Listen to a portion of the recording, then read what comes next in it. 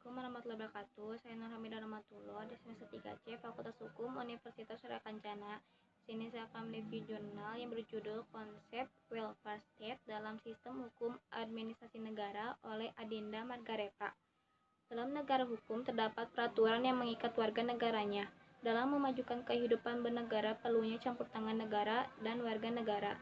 Adapun negara dalam hal ini pemerintah atau bisa disebut administrasi negara sangat berperan dalam mensejahterakan suatu negara. Semakin intensif campur tangan negara dalam kehidupan masyarakat, maka akan semakin besar pula peran hukum administrasi negara. Dan sebaliknya, semakin sedikit campur tangan negara dalam kehidupan masyarakat, maka akan sedikit pula peran hukum administrasi negara di dalam negara tersebut.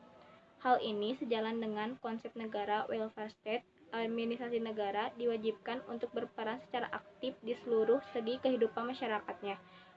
Maka ini malah merupakan salah satu sifat khas pemerintah modern, karena welfare state sendiri didefinisikan sebagai suatu sistem yang memberi peran lebih besar kepada negara dalam pembangunan kesejahteraan sosial yang terencana, melembaga, dan berkesinambungan.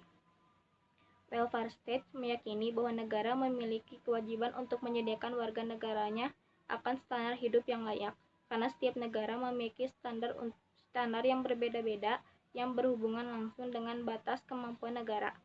Han dipandang dapat menjadikan peran masing-masing sebagai pemerintah sebagai pejabat administrasi negara dan masyarakat sebagai konstituen yang harus dilayani oleh pejabat atau fungsi administrasi negara ini harus berjalan dengan seimbang satu sama lain.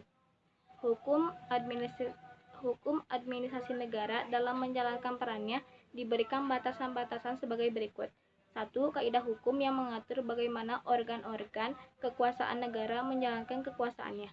Kedua, kaidah hukum yang mengatur hubungan kekuasaan antara lembaga negara yang ada dan antara lembaga negara dengan masyarakat.